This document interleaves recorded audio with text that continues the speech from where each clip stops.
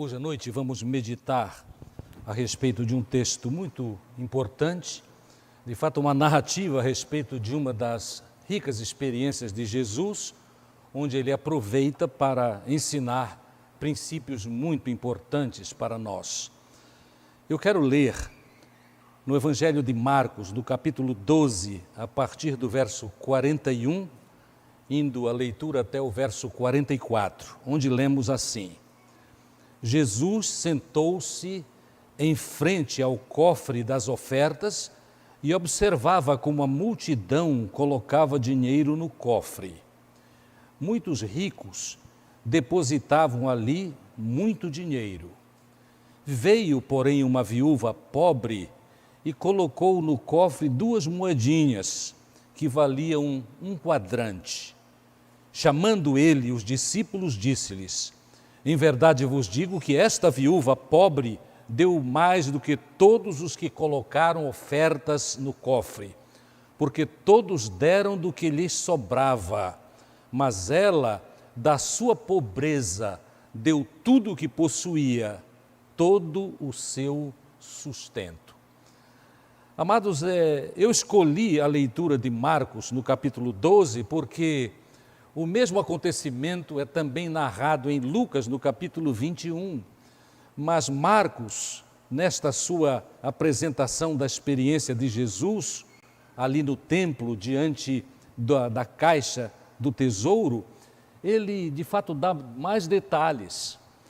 Um dos estudiosos que li recentemente, ele disse que Marcos é tão preciso que ele diz o nome da moeda e diz qual a taxa de câmbio. A razão por que ele diz isso é porque a moeda que as 2 moedas que são apresentadas por esta viúva têm um nome. Na língua grega, lepto, ou lepta. E lepta era a moeda, a menor moeda que era usada naquele tempo na Palestina. Isso é interessante. E também, nestas afirmações que eu li em Marcos, no capítulo 12, ele diz também quanto significava esta moeda. A moeda significava precisamente 1 sobre 128 do salário diário de um trabalhador braçal. Então os irmãos veem que a moeda, do ponto de vista monetário, não vale praticamente nada. Mas mesmo assim, Jesus afirma no texto que li para os irmãos que esta mulher deu mais do que todos os outros que colocaram ofertas no cofre, porque todos deram do que lhes sobrava, mas ela, da sua pobreza, deu tudo o que possuía, todo o seu sustento.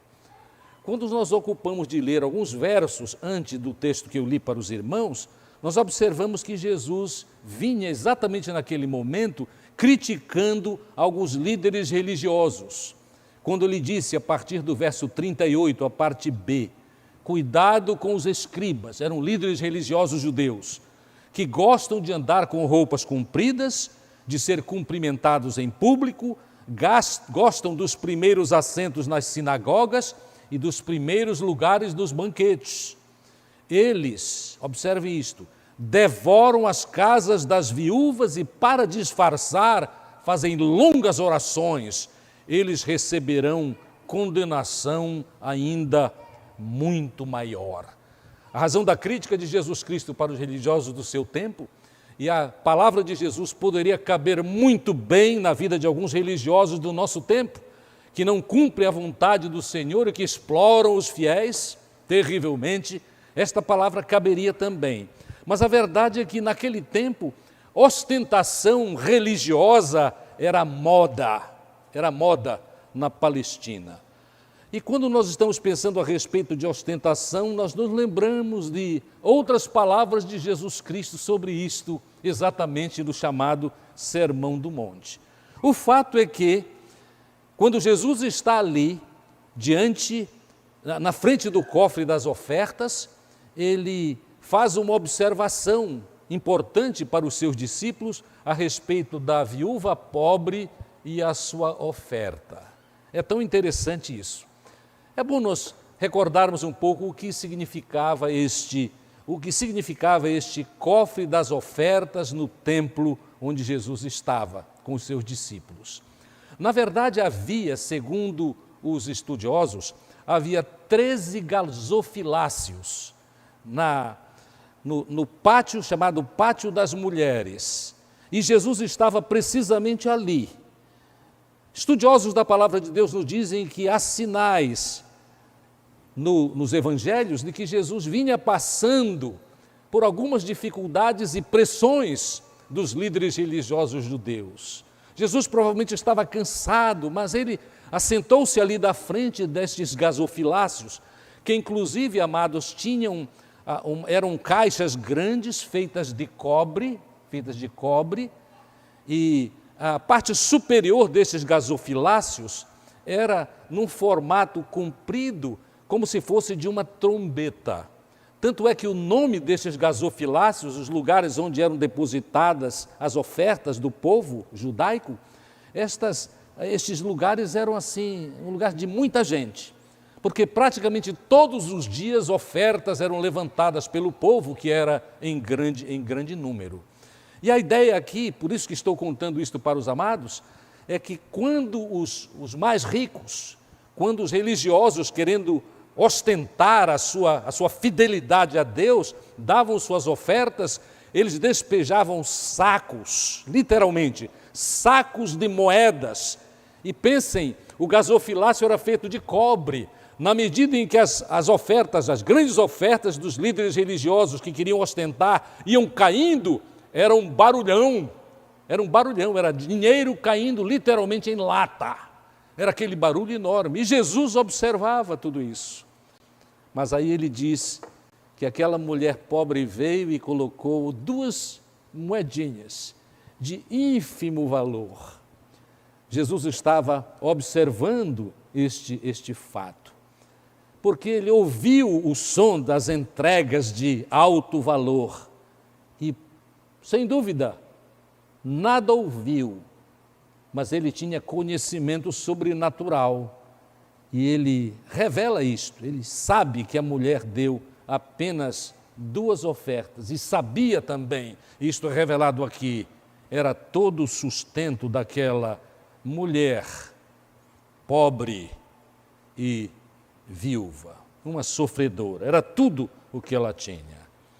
O que pensava Jesus, ele revela o que pensava, porque ele chama os discípulos e diz para eles, vamos recordar, em verdade, a palavra em verdade na língua grega é amém.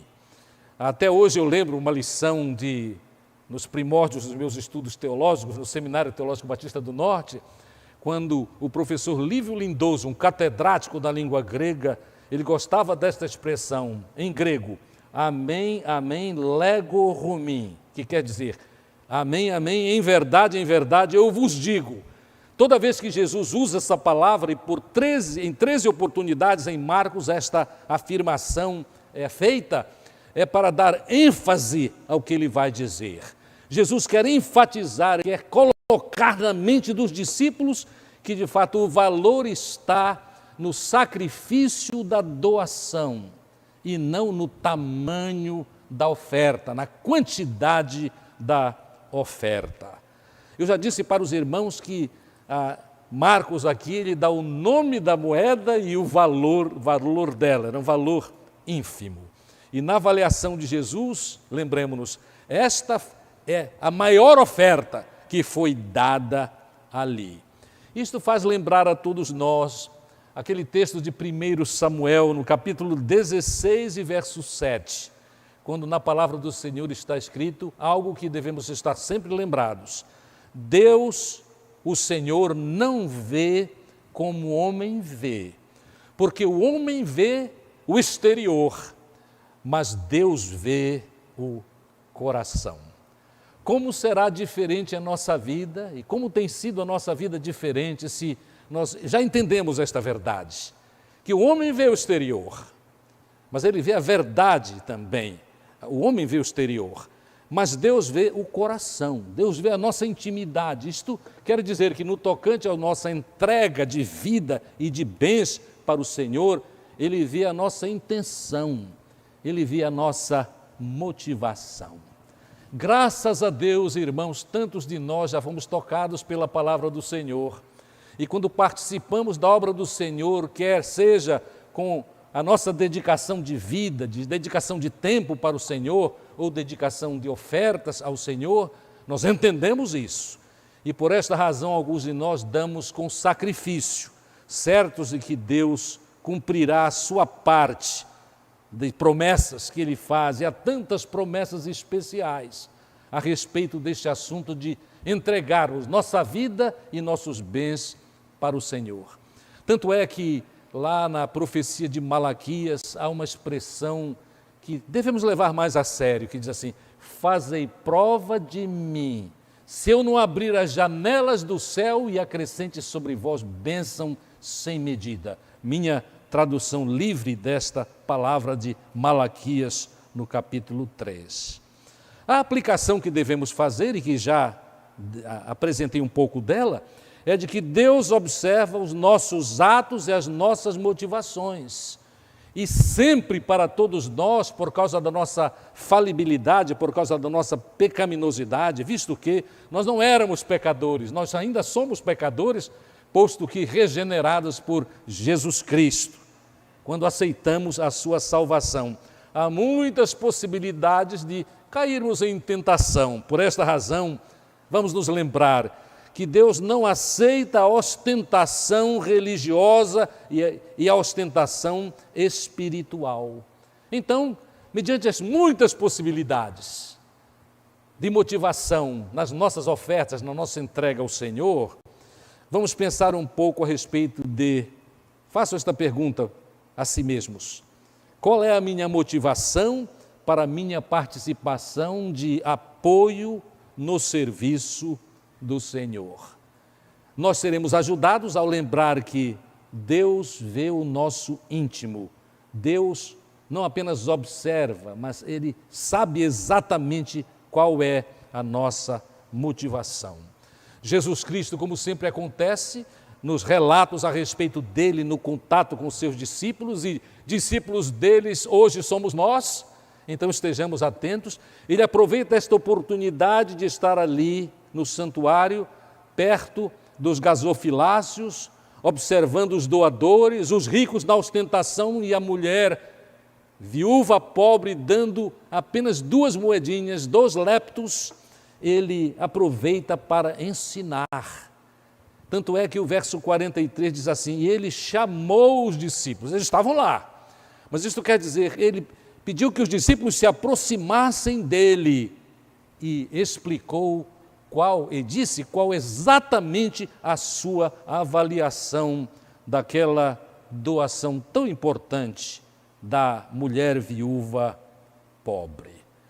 Amados, um grande pregador chamado Warren Wiersbe, pastor de uma das mais importantes igrejas no norte dos Estados Unidos, ele, quando comentou isto certa vez, comentou esta história que está sendo alvo da nossa meditação, ele disse: olha, esta palavra que nós lemos em Marcos e em Lucas deve nos levar sempre a observar o que Jesus Cristo disse no seu Sermão da Montanha, no capítulo 6 e versos 1 em diante. Vamos relembrar: cuidado para não praticardes as boas obras diante dos homens, a fim de serdes vistos por eles. Do contrário, não tereis recompensa de vosso Pai Celestial. Assim, quando deres esmola, não faças tocar trombeta diante de ti, a exemplo dos hipócritas, que nas sinagogas e nas ruas desejam ser glorificados pelos homens. Em verdade vos digo que eles já receberam o seu galardão. Mas quando deres esmola, a tua mão esquerda não saiba o que faz a direita, para que a tua esmola fique em segredo, e teu Pai, que vê em secreto, te recompensará. Nunca esqueçamos este princípio. Deus veio em secreto. Quando fazemos algo para Deus, devemos fazer não visando a recompensa dos homens, mas sempre certos da recompensa de Deus, se seguirmos a orientação que é dada aqui da parte do Senhor Jesus.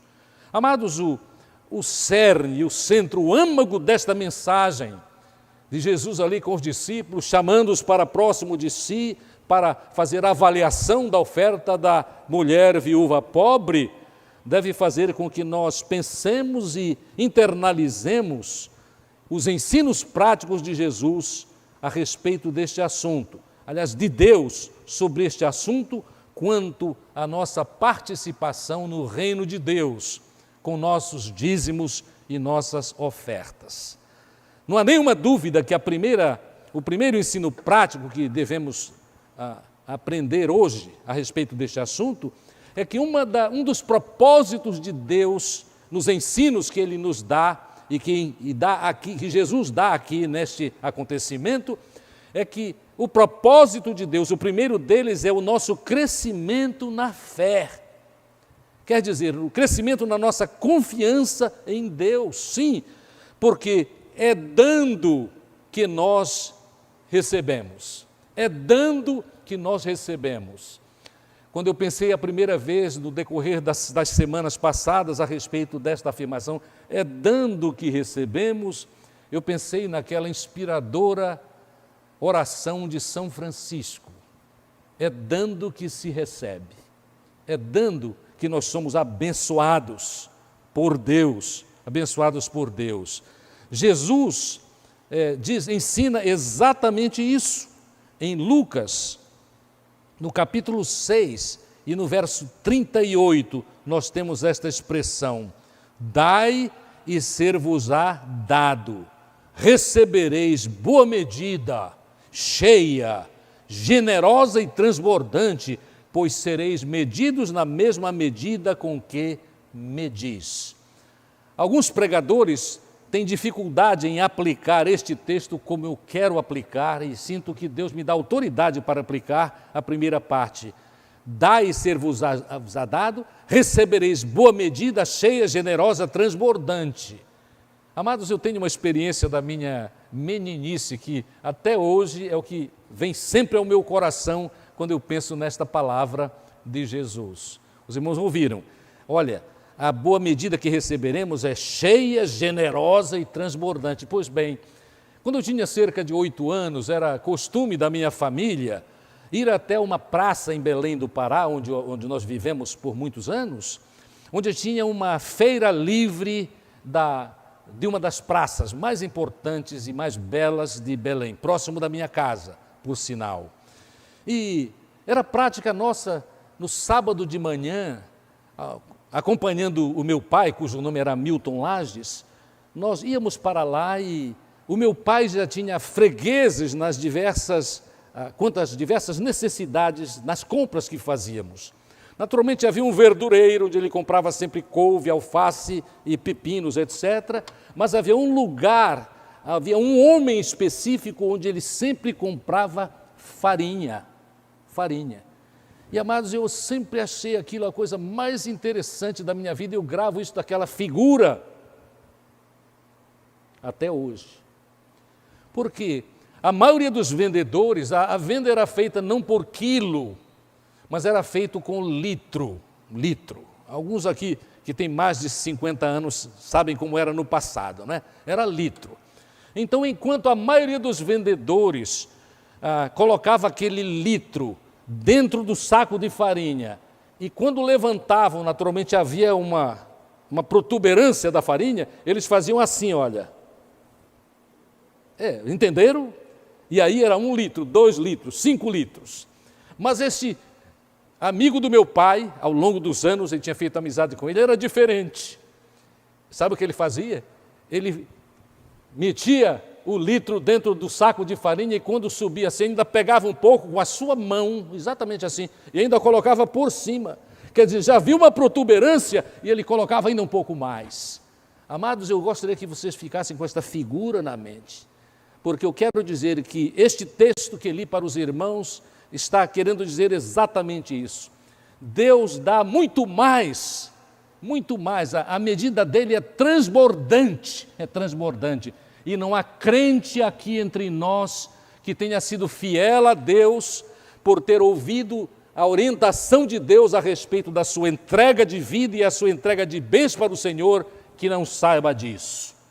O que Deus faz é isto, a medida dele para nos abençoar é transbordante. Por esta razão fazemos bem em seguir as orientações do Senhor. A nossa motivação deve ser esta motivação, o que Deus quer de nós, quando nós nos empenhamos e nos relacionamos na doação de vida e de bens para o Senhor. É para nós crescermos em fé e em confiança no Senhor. O apóstolo Paulo tinha esta experiência, tanto é que, ao ser tocado pelo Espírito Santo de Deus, conforme o que lemos na carta aos Filipenses, no capítulo 4 e verso 19, ele afirmou o seguinte, e naturalmente foi tocado pelo Espírito Santo, mas tinha experiência, por isso o valor desta palavra, é uma palavra sincera. Ele escreveu assim: o meu Deus suprirá todas as vossas necessidades, segundo a sua riqueza na glória em Cristo Jesus. Os irmãos ouviram? O meu Deus, e graças que o Deus do apóstolo Paulo é o nosso Deus, é o seu Deus, é o meu Deus.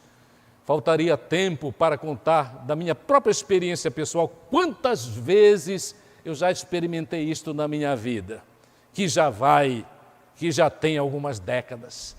Quanto mais nós vivemos, mais nós entendemos esta verdade, mais experimentamos esta verdade. Deus cumpre a sua palavra, Ele supre todas as nossas necessidades, todas elas. Eu estou lembrado que quando eu era seminarista, e todo estudante é pobre, não era miserável, mas era pobre, do ponto de vista da sociedade. Mas eu lembro que eu visitava um dos meus tios do lado materno, chamado Davi Afton Riker, que muitos aqui conheceram. E ele era relativamente pobre, mas ele tinha uma casa muito especial, no bairro Boa Vista, um dos bairros nobres da cidade do Recife. E ele gostava muito de falar e ele contava para mim sempre assim, ele dizia assim, ele sabia da situação dos seminaristas. E aí ele dizia assim, quando nós nos encontramos, meu sobrinho, não se preocupe com o futuro, porque no tempo certo de Deus você terá tudo o que você precisa. E ele dizia, eu quero te contar a minha história. Você está vendo essa casa?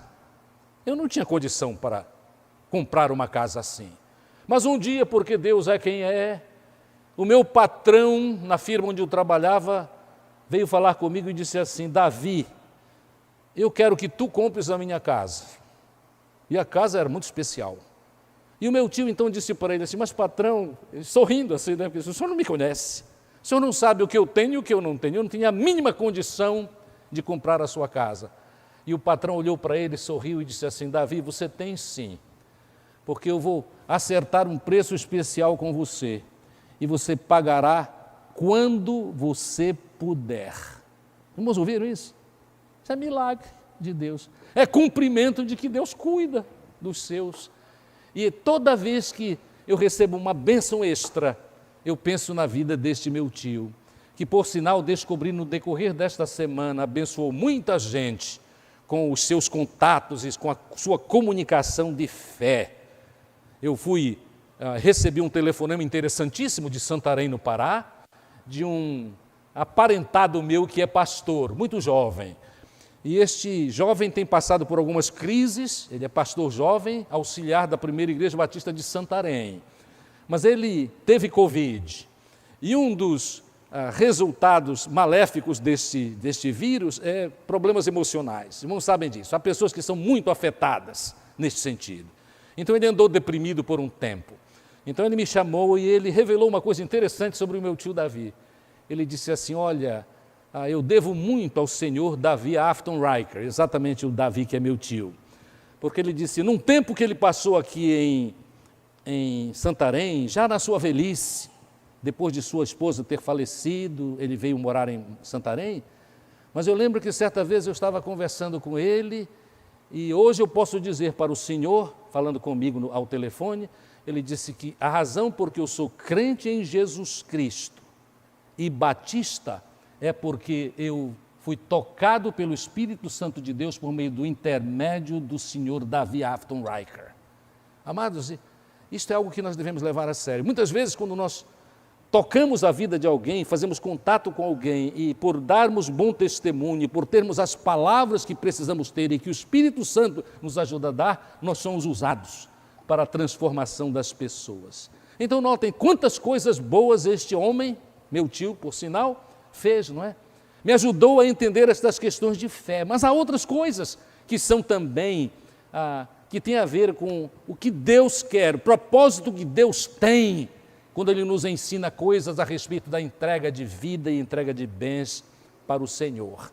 O propósito de Deus, o segundo propósito que quero trazer é que Deus tem o propósito de envolver doadores com pessoas em crise e com grandes necessidades, para que nesta cooperação mútua haja expressões de amor que são tributadas ao amor de Deus.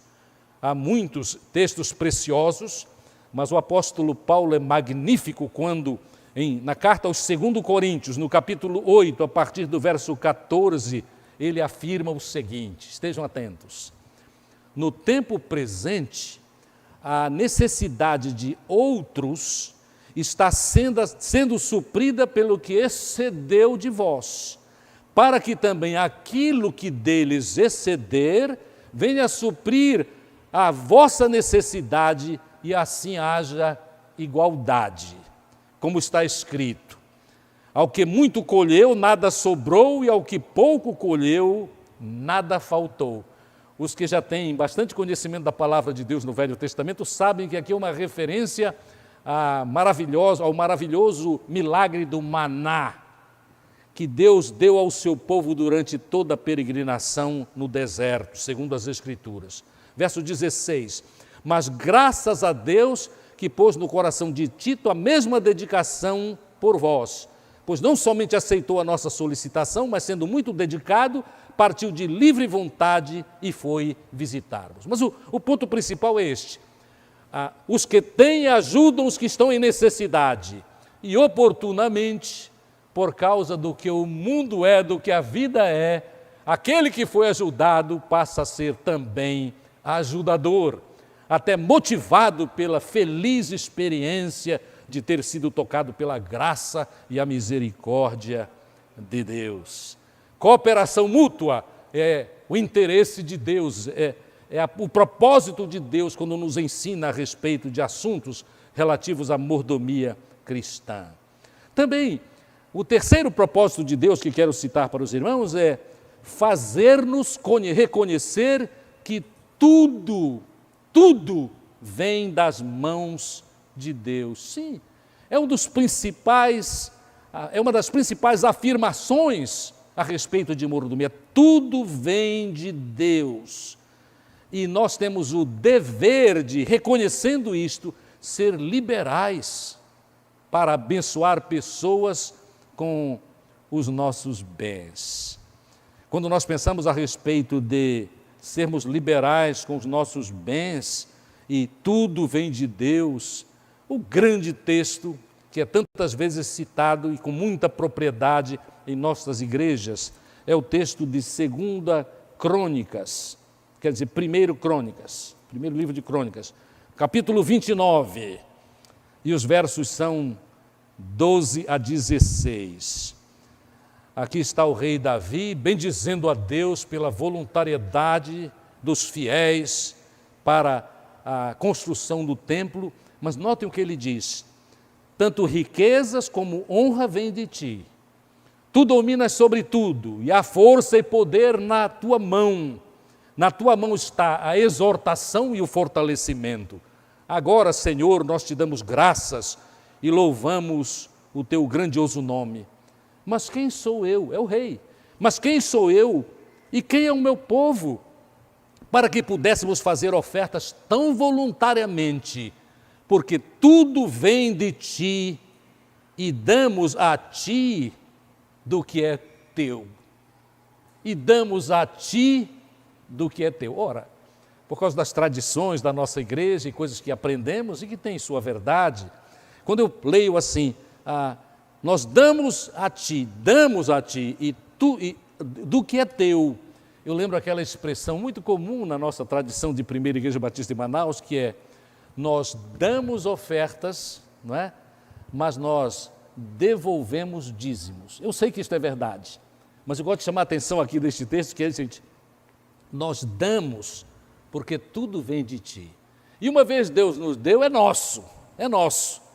E Deus não nos forçará a dar, mas é sábio, é inteligente, é espiritual cumprirmos os propósitos do Senhor. Mas há uma quarta razão, um quarto propósito de Deus ao nos ensinar a respeito do nosso envolvimento, vida e bens para a sua obra. É para que o nome de Deus seja louvado. Tal a nossa identificação com Jesus, que o que fazemos é entendido e é afirmado como obra de Deus. Este texto, sim, é da segunda carta de Paulo aos de Corinto, no capítulo 9. Segunda carta de Paulo aos de Corinto, e no capítulo 9, versos 7 em diante. 9, versos 7 em diante. Note o que diz. Cada um, não há pressão nenhuma. Quando vocês ouvirem alguém, um líder religioso, pressionando para que sejam dadas ofertas, pressionando, manipulando, lembrem isso. Cada um contribua de acordo com o que cada um decidiu no coração. Não com tristeza, nem por constrangimento, pois Deus ama quem dá com alegria. E Deus é poderoso para fazer toda a graça transbordar em vós, aqui é a graça do dar, a fim de que, tendo o suficiente em tudo, transbordeis em toda boa obra, conforme está escrito: distribuiu, deu aos pobres, a sua justiça permanece para sempre.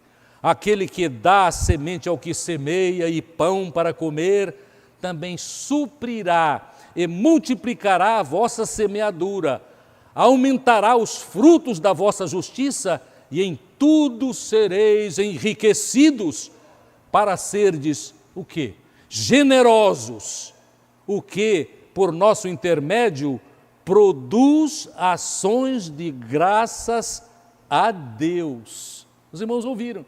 Produz ações de graças a Deus. Amados, quando fazemos o bem, com as motivações corretas, cumprindo os propósitos do Senhor, o nome do Senhor é glorificado. E às vezes, e não faz mal que seja assim, nós somos escanteados, colocados de lado, mas o nome do Senhor Jesus é exaltado.